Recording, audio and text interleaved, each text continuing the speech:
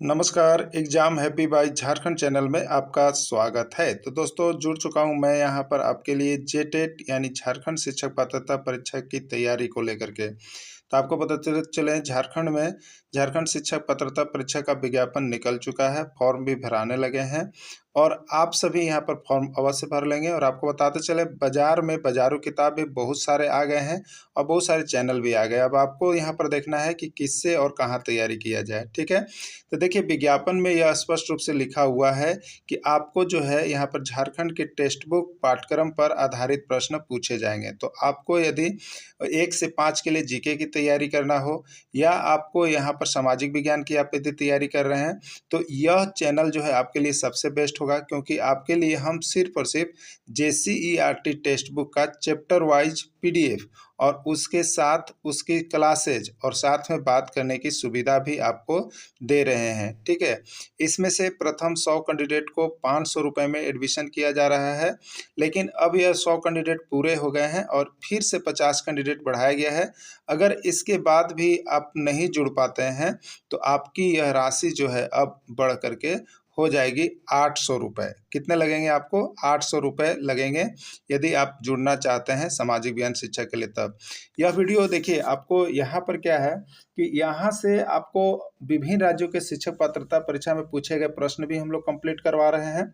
साथ ही साथ यहाँ पर आपको जो है कि JCERT टेक्स्ट बुक का चैप्टर वाइज नोट्स और PDF दे रहे हैं। यदि आपके पास टेक्स्ट बुक नहीं है तो आप यहाँ से ही पढ़ेंगे, ठीक है। दूसरे कहीं भी किसी भी चीज़ की तैयारी करने की आवश्यकता नहीं होगी, सिर्फ यहाँ से जुड़ करके आप तैयारी करेंगे तो आपका 100% तैयारी हो जाएगा। तो आपको यहाँ से सारे नोट्स, PDF, वीडियो सब कुछ आपको 500 रुपये में ही अभी प्रोवाइड किए जा रहे हैं। तो आप अभी के अभी जुड़ जाएंगे, नहीं तो यहाँ पर जैसे ही कैंडिडेट बढ़ते हैं तो आपको यहाँ पर लगने लगेंगे अब 800 रुपये। तो अपनी लाइफ बनाने के लिए, जेटेट परीक्षा पास करने के लिए आप अवश्य जुड़े। तो चलते हैं यहाँ पर महत्वपूर्ण प्रश्न की और चर्चा करेंगे आपके लिए यहाँ पर क्लास 7 का एक्सरसाइज 1 राजनीति शास्त्र के, ठीक है, यानी पॉलिटिकल साइंस के क्लास 7 JCERT क्लास 7 का एक्सरसाइज 1 के महत्वपूर्ण बिंदु को देखेंगे, ठीक है। यदि आप 1 से 5 के शिक्षक हैं तो यह आपका GK सेक्शन के अंतर्गत तैयारी हो रहा है। और यदि आप 6 से 8 के शिक्षक हैं या भाषा शिक्षक हैं, 6 से 8 के शिक्षक हैं या भाषा शिक्षक हैं, तो यह आपका जो है 60 नंबर का जो प्रश्न होगा उसके अंतर्गत, ठीक है, आता है, ठीक है। तो आप दोनों ही तीनों प्रकार के शिक्षकों के लिए महत्वपूर्ण है। तो आप यदि 1 से 5 के शिक्षक जीके की तैयारी कर रहे हैं तो भी महत्वपूर्ण है। 6 से 8 के शिक्षक जो सामाजिक विज्ञान या भाषा शिक्षक की तैयारी कर रहे हैं उनके लिए भी यह महत्वपूर्ण होगा, ठीक है। चलिए, तो लोकतंत्र का अर्थ होता है, लोकतंत्र का अर्थ होता है जनता का शासन, राजा का शासन, सेना का शासन या सभी, ठीक है। प्रश्न कहाँ कहाँ आए हैं? यूपी टेट में एक बार, CG टेट में एक बार, बंगाल टेट में एक बार, बिहार टेट में एक बार। बारी बारी से प्रश्न पूछा जा रहा है लोकतंत्र का अर्थ क्या होता है, ठीक है। तो राइट आंसर क्या होगा इसका? राइट आंसर ये होगा, लोकतंत्र का मतलब होता है जनता का शासन। क्या होता है? जनता का शासन होता है लोकतंत्र का मतलब। नेक्स्ट है राजतंत्र शासन का अर्थ है, राजतंत्र शासन का अर्थ क्या होता है बताना है। राजतंत्र शासन का अर्थ क्या है? जनता का शासन, राजा का शासन, प्रजा का शासन या सेना का शासन, किसका होता है?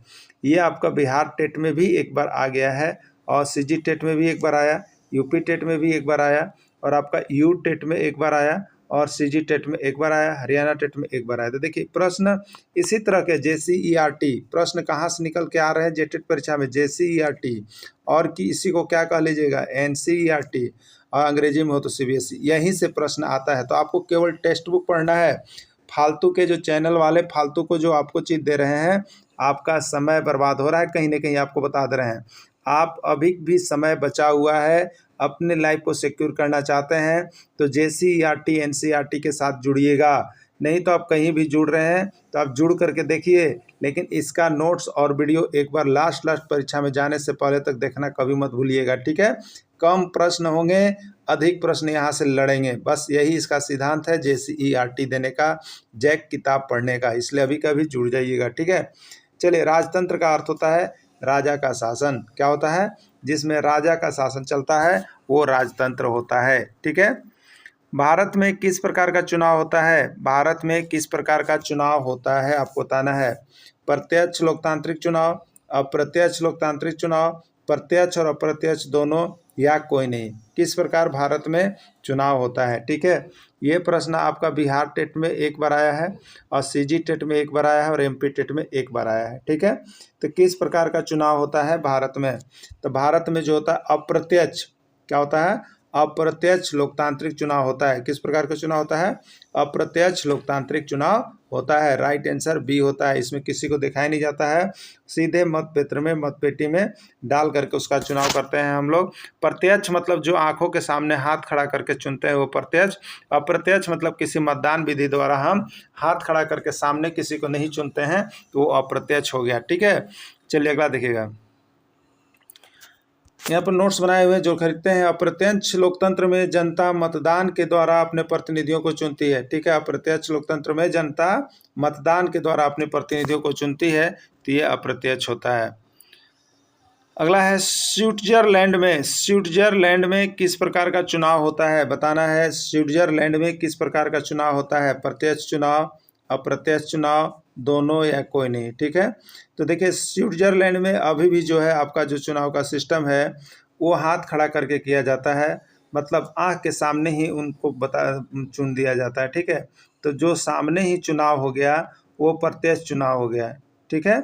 जैसे अगर आप क्लास में मॉनिटर का चयन कर रहे हैं और बच्चों का हाथ खड़ा करके चुनाव करवा रहे हैं तो ये हो गया प्रत्यक्ष चुनाव। लेकिन अगर किसी मतपत्र पेटी का प्रयोग करके चुनाव करवा रहे हैं तो ये हो गया अप्रत्यक्ष चुनाव। तो ये स्विट्जरलैंड में किस प्रकार का चुनाव होता है, तो स्विट्जरलैंड में जो होता है आपका चुनाव वो प्रत्यक्ष चुनाव विधि द्वारा होता है, याद रखिएगा, ठीक है।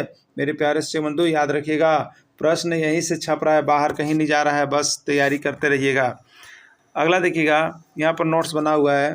प्रत्यक्ष चुनाव में जनता अपने सामने सीधे खड़े होकर शासक को चुनती है, ठीक है। मतलब सीधा खड़ा होकर या सीधा सामने ही हाथ खड़ा करके यदि अपने शासक का चुनाव कोई कर रहा है तो वो आपका है प्रत्यक्ष चुनाव। लेकिन गुप्त मतदान विधि द्वारा जो चुनाव कर रहा है तो वो हो गया अप्रत्यक्ष चुनाव, ठीक है।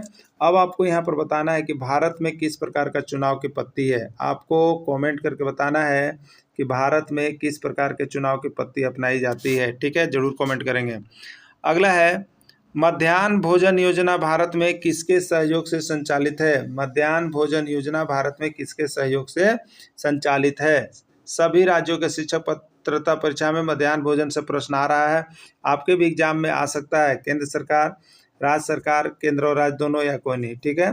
तो मध्याह्न भोजन जो है वो किसके द्वारा संचालित है, तो केंद्र और राज्य दोनों के द्वारा संचालित किया गया है, ठीक है। मध्याह्न भोजन योजना भारत में सर्वप्रथम किस राज्य में लागू किया गया। मध्याह्न भोजन योजना भारत में सर्वप्रथम किस राज्य में लागू किया गया। ये झारखंड टेट का भी पूछा गया प्रश्न है, झारखंड टेट का भी पूछा गया प्रश्न है, याद रखिएगा। ये प्रश्न 2016 में आया हुआ था और बिहार टेट में भी पूछा हुआ प्रश्न है, सीजी टेट में भी पूछा हुआ प्रश्न है, यू टेट में भी पूछा हुआ प्रश्न है। देखिए मध्याह्न भोजन योजना भारत में सर्वप्रथम किस राज्य में लागू किया गया, याद करके जाइएगा, ठीक है। तमिलनाडु, छत्तीसगढ़, झारखंड या केरल। तो मध्याह्न भोजन योजना सर्वप्रथम जो है लागू किया गया तमिलनाडु में। कहाँ लागू किया गया है, तमिलनाडु में लागू किया गया है, याद रख लीजिएगा, क्लियर। चलिए अगला देखिएगा, मध्याह्न भोजन योजना किस उद्देश्य से लागू किया गया। मध्याह्न भोजन योजना का लागू करने का उद्देश्य क्या है, यह भी आपका आया Bihar TET, CG TET, UP TET, सब में एक बार आया है। मध्याह्न भोजन योजना किस उद्देश्य से लागू किया गया, बच्चों का नामांकन बढ़ाने, बच्चों की उपस्थिति बढ़ाने, बच्चों का पोषण स्तर में सुधार करने, या सभी, ठीक है। तो राइट आंसर इसका होना चाहिए सभी, क्योंकि मध्याह्न भोजन का उद्देश्य था बच्चों का नामांकन बढ़ाना, बच्चों का उपस्थिति बढ़ाना, बच्चों का पोषण स्तर में सुधार करना, यानी राइट आंसर इसका सभी हो जाएगा, क्लियर। राइट आंसर इसका सभी हो जाएगा। मध्याह्न भोजन योजना पूरे देश में कब लागू किया गया। मध्याह्न भोजन योजना पूरे देश में कब लागू किया गया, ठीक है।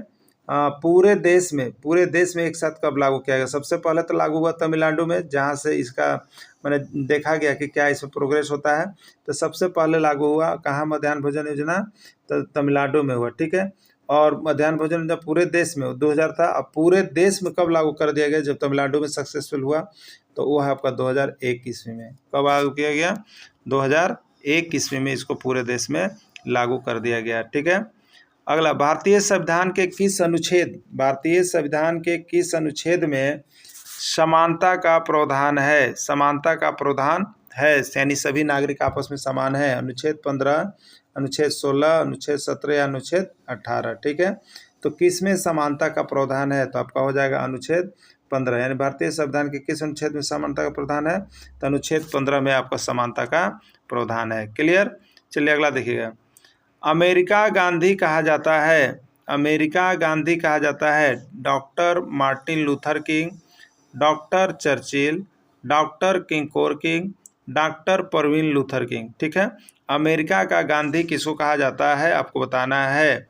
तो देखिए यहाँ पर डॉक्टर मार्टिन लूथर किंग को अमेरिका का गांधी कहा जाता है। डॉक्टर मार्टिन लूथर किंग को अमेरिका का गांधी कहा जाता है। याद रखिएगा, प्रश्न ये बिहार टेट में एक बार पूछा गया है और यूपी टेट में एक बार आया हुआ है। ठीक है, तो America Gandhi doctor Martin Luther king को कहा जाता है। ठीक है, 1964 में विश्व शांति के लिए सबसे कम उम्र में नोबेल पुरस्कार से सम्मानित किया गया दिया है। 1964 ईस्वी में विश्व शांति के लिए सबसे कम उम्र के नोबेल पुरस्कार से सम्मानित किया गया किसको? ठीक है, doctor Sarvepalli Radhakrishnan, doctor Rajendra Prasad, doctor Martin Luther king या कोई नहीं। ठीक है, तो देखिए सबसे कम उम्र के नोबेल पुरस्कार से सम्मानित किया गया है वो है doctor Martin Luther King, doctor Martin Luther king, इनको किया गया है नोबेल पुरस्कार से सम्मानित। और किसके लिए? तो विश्व शांति के लिए। किसके लिए?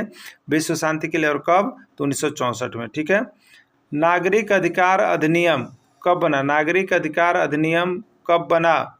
नागरिक अधिकार अधिनियम कब बना? यूपी टेट में एक बार और बंगाल टेट में एक बार और उड़ीसा टेट में एक बार, तीनों जगह एक बार ही पूछा है। ठीक है, तो नागरिक अधिकार अधिनियम कब बना है? 1964 ईस्वी, 1932 ईस्वी, 1950 ईस्वी, 1945 ईस्वी। तो नागरिक अधिकार अधिनियम जो है आपको 1964 ईस्वी में बना है। देखिए सब प्रश्न कहाँ से है देखते चलिए, आपको किताब उठाइए और चेक कर लीजिए JCERT का कहाँ से आ रहा है प्रश्न। JCERT से। आप पढ़ कहाँ रहे हैं तो आप डिसाइड कीजिएगा कहाँ पढ़ रहे हैं। अगर कहीं भी पढ़ रहे हैं तो JCERT का ये जो नोट्स आपको जा रहा है ना, हैंड रिटेन नोट्स डेली बनता है और डेली आपको अपडेट किया जाता है। ठीक है, सभी को ग्रुप में जोड़ करके डेली यहाँ पर तैयारी करवाया जा रहा है, बात करने का सुविधा दिया जा रहा है, प्रैक्टिस सेट करवाया जाएगा, सारी सुविधाएं बहुत ही कम फी में आपको यहाँ पर करवाया जा रहा है। ठीक है, सिर्फ और सिर्फ आप कितने में कर सकते हैं? तो 500 रुपये में अभी सारे कोर्सेज को ज्वाइन कर सकते हैं और सारी तैयारी नोट्स PDF वीडियो सारा कुछ आपको मिलेगा। आप व्हाट्सएप पर जा करके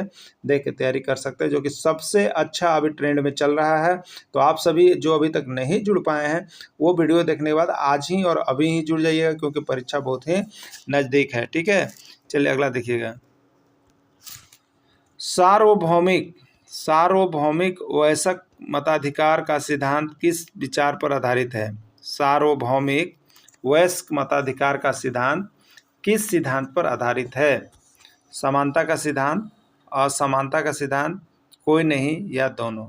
ठीक है, तो सार्वभौमिक वयस्क मताधिकार का सिद्धांत किस विचार पर आधारित है? तो वो आधारित है देखिए आपका समानता का सिद्धांत पर। किस पर आधारित है? समानता का सिद्धांत पर आधारित है, यानी कानून के नज़र में सभी नागरिक आपस में क्या है? समान है। ठीक है, तो इस तरह से देखिए यहाँ पर JCERT का जितना प्रश्न बनता है उतना ही बना, तो उसमें एक भी फाजुल प्रश्न ऐसा नहीं है जो आपके टेक्स्ट बुक का बाहर का है। जो टेक्स्ट बुक का बाहर पढ़ा वो यहाँ पर रिजल्ट में भी बाहर होने वाला है, वो रिजल्ट में भी बाहर होने वाला है। ठीक है, तो इसलिए आप क्या करें, JCERT किताब को ले पढ़ें, और नहीं पढ़ पा रहे हैं तो यहाँ पर क्लास 6 to 10 तक का कंप्लीट नोट्स आपको पढ़ाया जाएगा और यहाँ से रिजल्ट भी बहुत ज़्यादा आपका होगा। तो आप बेसिक चीज़ को देखने और JTET परीक्षा को निकालने के लिए आप जरूर संपर्क करें। धन्यवाद।